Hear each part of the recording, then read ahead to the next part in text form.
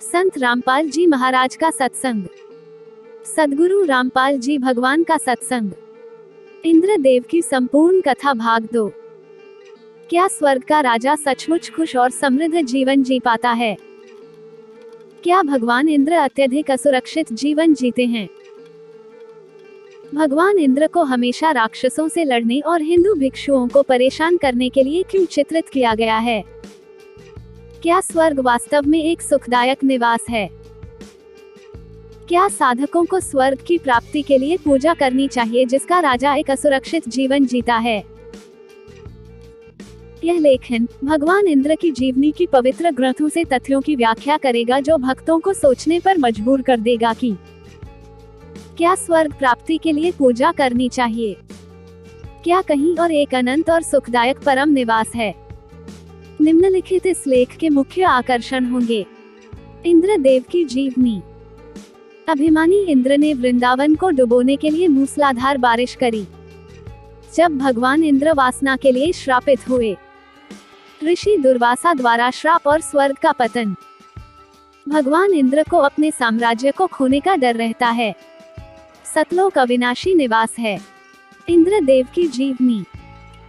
इंद्रदेव को स्वर्ग के राजा का शानदार जीवन जीने के लिए जाना जाता है। यद्यपि वैदिक भारतीय साहित्य उन्हें एक शक्तिशाली नायक के रूप में चित्रित करता है,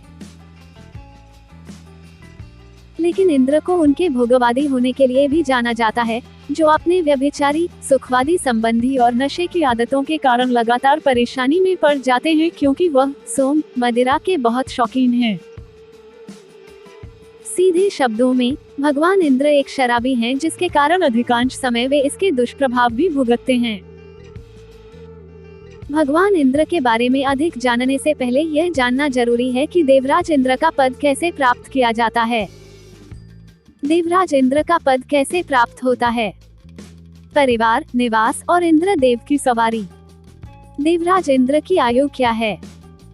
देवराज इंद्र की पत्नी शची की आयु क्या है? देवराज इंद्र का पद कैसे प्राप्त होता है? संदर्भ मुक्ति बोध पुस्तक अध्याय पारख का अंग वाणी सम 200-202 पृष्ठ 244। स्वर्ग के राजा इंद्र का पद दो तरह से प्राप्त होता है। जब कोई साधक हठ योग यानी घोर तपस्या करता है। जब कोई साधक धार्मिक अनुष्ठान के नियमों का पालन करते हुए 1 क्विंटल देसी घी के साथ 100 अश्वमेध यज्ञ कर लेता है। यदि अश्वमेध यज्ञ के नियमों का पालन नहीं किया जाता है तो वह धार्मिक अनुष्ठान खंडित हो जाता है। ऐसे कठोर तप और धार्मिक बलिदान धार्मिक स्वभाव वाले साधकों द्वारा किए जाते हैं। इंद्र एक देवता हैं जो धरती पर वर्षा करते हैं जिसमें लाखों जीव जंतु मरते हैं तथा समुद्र में सीप बनते हैं। इसमें इंद्र दोषी नहीं है। ईश्वर के संविधान के अनुसार जो प्राणी सत्य साधना नहीं करते वे शुभ कर्मों के कारण प्राप्त किए गए पुण्यों को प्राप्त करने के लिए उत्तरदायी होते हैं और साथ ही उन्हें पापों के कारण दंड भी भुगतना पड़ता है जिसके परिणाम स्वरूप मृत्यु के उपरांत इंद्रदेव गधा बनते हैं। वह स्वर्ग का राजा बनकर अपने पुण्यों को नष्ट कर देते हैं। टिप्पणी देवराज इंद्र को हमेशा अपने पद को खोने का डर रहता है क्योंकि योग्य साधक तुरंत स्वर्ग का सिंहासन प्राप्त करता है और वर्तमान इंद्र का पद बीच में ही छीन लिया जाता है। इसलिए इंद्र हमेशा ध्यान केंद्रित करते हैं कि साधक की तपस्या और धार्मिक अनुष्ठानों को सफल नहीं होने दिया जाए। वह तपस्या भंग करने के सभी कुटिल प्रयास करते हैं, चाहे उसके लिए कुछ भी करना पड़े। इसलिए असुरक्षित और व्यभिचारी भगवान इंद्र निम्न स्तर का बर्ताव करते हैं, यहाँ तक कि अपनी पत्नी अप्सरा और उर्वशी को भी साधकों के साथ अवैध संबंध बनाने हेतु और साधु संतों की तपस्या भंग करने के लिए भेज देते हैं। कृपया विचार करें। देवताओं के देवता इंद्रदेव सबसे निम्न स्तर का बर्ताव करते हैं, यहाँ तक कि अपने सिंहासन पद को बचाने के लिए वह साधकों की तपस्या भंग करने के लिए अपनी पत्नी का भी इस्तेमाल करते हैं। इससे स्वर्ग के राजा का चरित्र किस प्रकार का है यह अच्छी तरह से समझा जा सकता है। इंद्रदेव की असुरक्षा की भावना भक्तों द्वारा स्वर्ग प्राप्ति की आकांक्षा को मूर्खतापूर्ण सिद्ध करती है। यहाँ तक कि स्वर्ग भी एक खुशहाल निवास नहीं है।